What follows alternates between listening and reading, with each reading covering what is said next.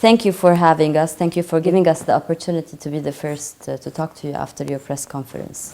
First of all, I want to ask you the practicality of the sanctions. What changed in your life? The minute you have sanctions, what changed? I cannot feel it yet. I thought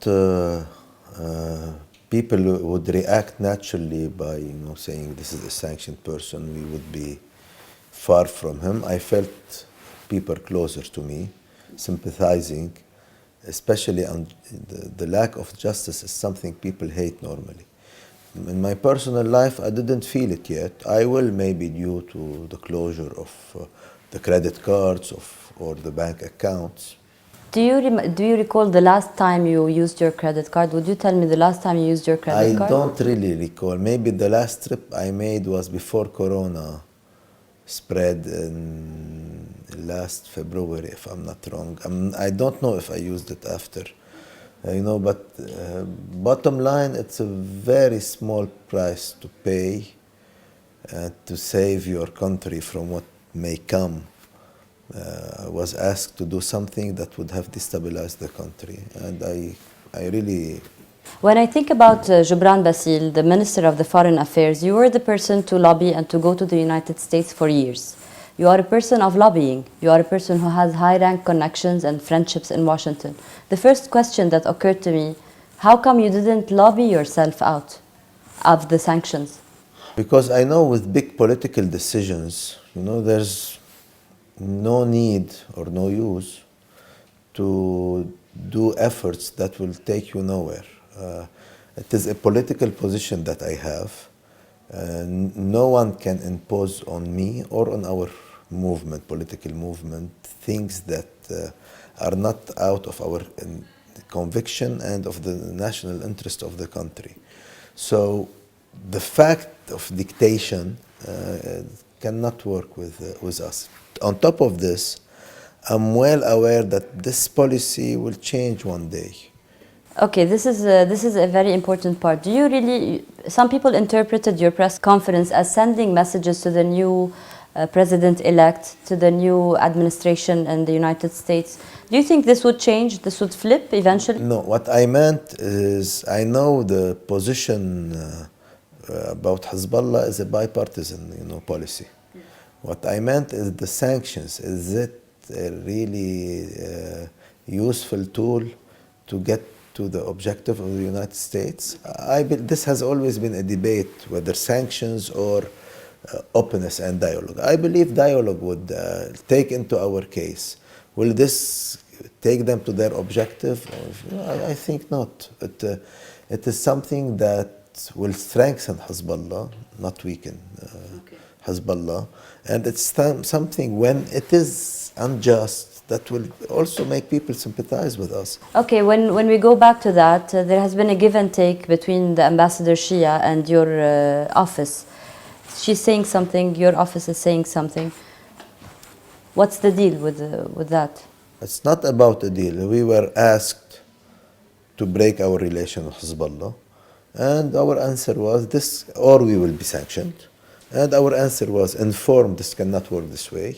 And in the content, this is something that has to be worked out with the concerned people.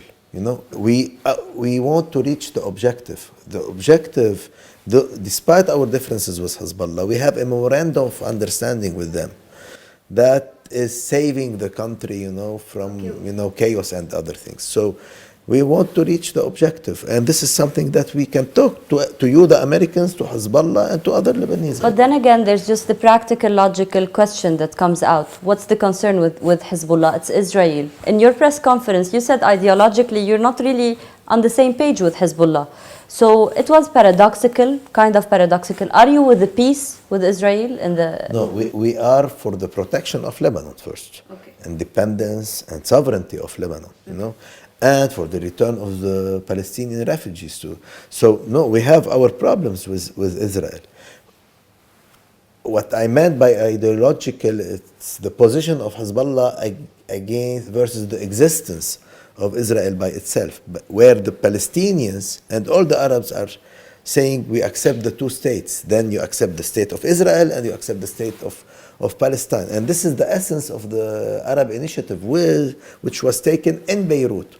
You know, so you are aligned with that. We are aligned with that. This is the official position of Lebanon, of course. Something occurs to me. Would we live to a day, maybe 10 years, maybe 20 years, maybe 5 years? Would I see you as a Lebanese shaking hands with an Israeli prime minister? Would that happen? You know, our position is not to have peace unless we have our rights. But it may happen. If we have our rights, and the position of Lebanon has always been that it's not only the rights of Lebanon, it's for the Arab countries. So we are in a position where we have to have a comprehensive solution. The problem with Israel is Israel does not want peace, not us. We believe in peace. We don't want war to last forever. The problem is Israel is using the concept of force instead of the concept of rights. And what is our position is you base peace on mutual rights. Everybody has a right to preserve. Still, if all that is sorted out, we might see you in the future doing that. You might see me doing that when all the rights of the Arabs are really, the concept of the mutual rights is applied. So we don't have an ideological position against the Jews. We don't have. We are a people and a country who work and strive for peace. And when we fight, and fiercely, we fight to preserve our rights, our existence, and our objective is peace, not war. I would like to ask, what's the link between the normalization, the Abraham Accords, the Arab normalization with Israel, and our maritime border talks, and the future of the relationship with Israel? You know, I don't see a direct link. No. I think this is... Nothing will change for Lebanon-Israeli relationships with all the Arabs now normalizing? No, this is one issue. Like we solved some, complicated issues on the land. You know, this is one issue that if we solve, it can help us to stabilize the region and, the issue of offshore gas in Lebanon. If you gave in with that, would have you been saved from the sanctions? Was this one of the things asked from you, the maritime borders? No, what I did about the maritime borders came out of my conviction that this is an issue that we should solve, preserving the rights of Lebanon. If it is one problem less and a step ahead towards stability, fine, let it be. We have no problem to. We are not looking to increase the problems with Israel in the region. We want to decrease them and to solve them. So if Israel would tell you, we'll return to you the Shib'a farms, we say no? Of course not. We want the Shib'a farms, the return of the Palestinians, the issue of the borders. So any problem we can solve, we strive. I want to end the Hezbollah matter in one part. It is very obvious for anyone in Lebanon that politically, internally, in the governments, there has been many differences between you and your ally Hezbollah. And most recently, you said in your press conference there are thoughts about these differences. Would this break eventually? Would you break up with them even after that you took the sanctions because of the alliance? Would you break the alliance? It has nothing to do with the sanctions. Okay. We did the memorandum of understanding with Hezbollah because we thought it's in the interest of Lebanon. When it stops being the interest of Lebanon, we break it. You know, it's not something sacred. But as long as it's serving the internal peace in the country, preserving the national unity of the country, and it can help us, to consolidate the concept of the protection of Lebanon. And this is very important.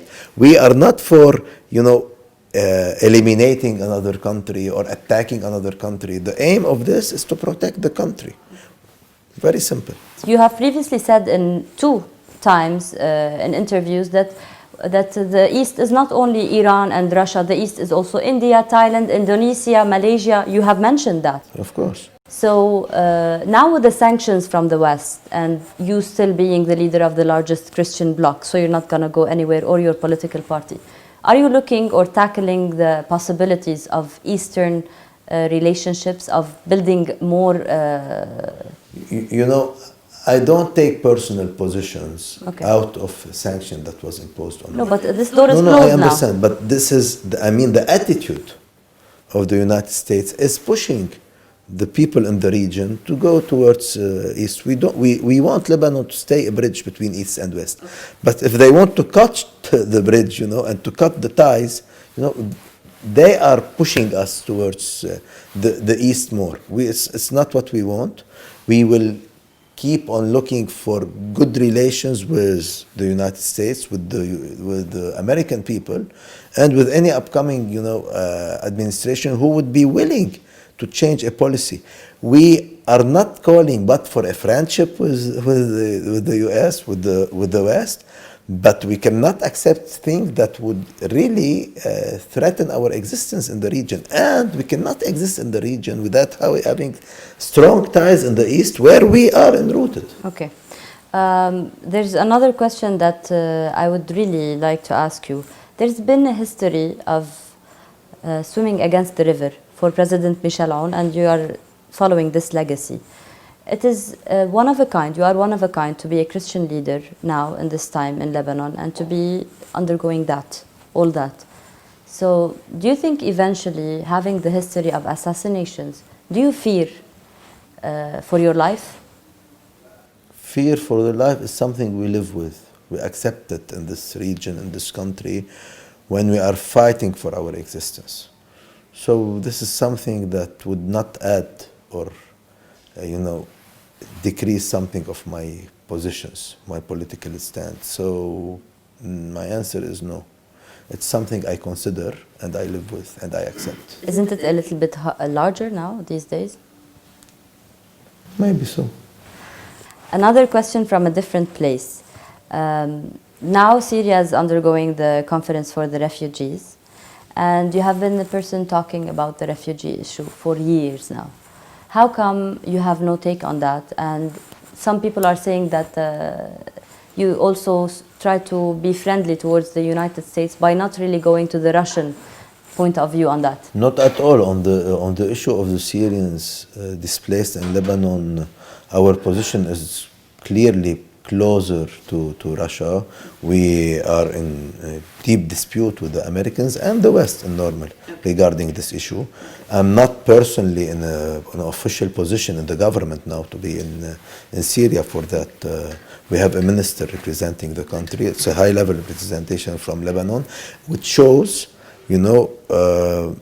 our position on agreeing for the return of and I think this kind of conference and the guarantees from the Russians and mainly the guarantees that would be given from the Syrian state to the refugees that come back to your country, you are safe, you will live in your dignity here, and we will help you with whatever possible to encourage your return. And here comes the responsibility of UNHCR and the West, to finance that return. The problem, they are financing the stay of the Syrians in Lebanon. They should finance their return to Syria. This is their place. I don't want to be repeating the questions, but everybody knows that you have been undergoing, you and all the political elite in Lebanon, a Lebanese uprising against you, and you have been the rock star of it. But also we know you have always been the man with a plan. You had a plan for electricity, you had a plan for diaspora, you have a plan for Lebanity, you have a plan for everything.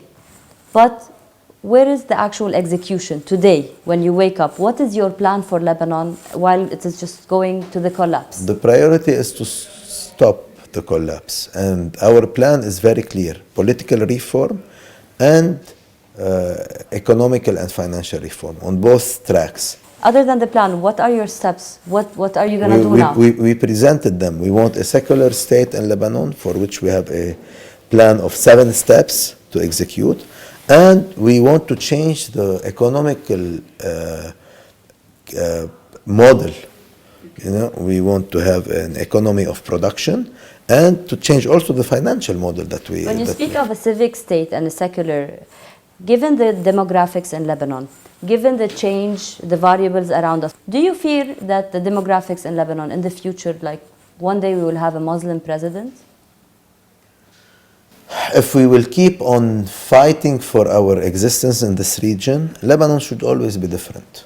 It's not about having a Muslim or a Christian president. It's about preserving the role of the Christians in Lebanon and in the region. This is more important, having a president or no. So how do we do this in order to keep Lebanon as a model for diversity?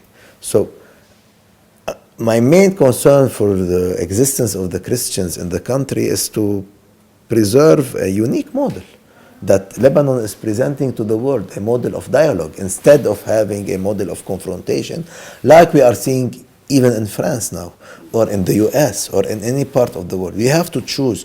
We want to live together, not only in Lebanon, in every part of the world, or if we want to choose the confrontation based on our differences.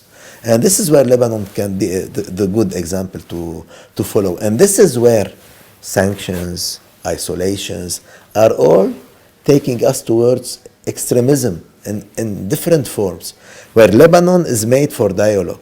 So we should all work together on appeasing any kind of extremism and violence from any part, coming from Christians or from Muslim. And this is where we expect the West to help us, not to add to the division that we have. Now, after the sanctions, some people or anyone can see that your stakes are higher with the Iranians and with Hezbollah and all that. Some people say that you might be the next president and that your sanctions would be on the table between Iran and the US talks. Is that possible? And people think that I'm finished politically. So I think this is not... What do you think? I think no one can die unless he decides to suicide. But no one can kill you politically in this country, as long as you have your cause and people supporting your cause. We are a free patriotic movement. This is our strength. And we have our history of endurance and resistance. And I think eliminating us is like killing a whole country for what we represent, for the unity and the freedom and the sovereignty of Lebanon. And this is a dream that people can keep on dreaming until they wake up. I just want one last soundbite from you. For anyone, for the global viewer who is watching you, they don't know you. They have recently heard about the sanctions, and maybe they know that you have been a foreign minister. Today, as a Lebanese person, from this rank to the world, especially to the eastern part, what would you say about your stand? Who are you? What do you stand for? I'm definitely not like I am portrayed now in the media. No one can change the reality of a person. I'm an honest, a patriot, and I will never be a corrupt person, and this reality, this truth will appear sooner or later. So I'm simply a man who loves his country and who will keep fighting for the Lebanon we want, the diverse Lebanon and the free country in a region that is full of violence and extremism. We will always be a shining country. Speaking of violence and extremism, there's a difference between your portrayal of that and Hezbollah's portrayal. Hezbollah sees that one of the largest groups that comes to the area is from the GCC countries, whereas you said something about Idlib, which is Turkey. Do you have the same vision on the terrorism that is channeling and funneling from the Middle East towards Europe? I think terrorism is funded and supported by many countries in the East and in the West. So it has many faces and names, but the depth of it is the same, and it's been used politically to reach some political objectives. So we cannot live with terrorism.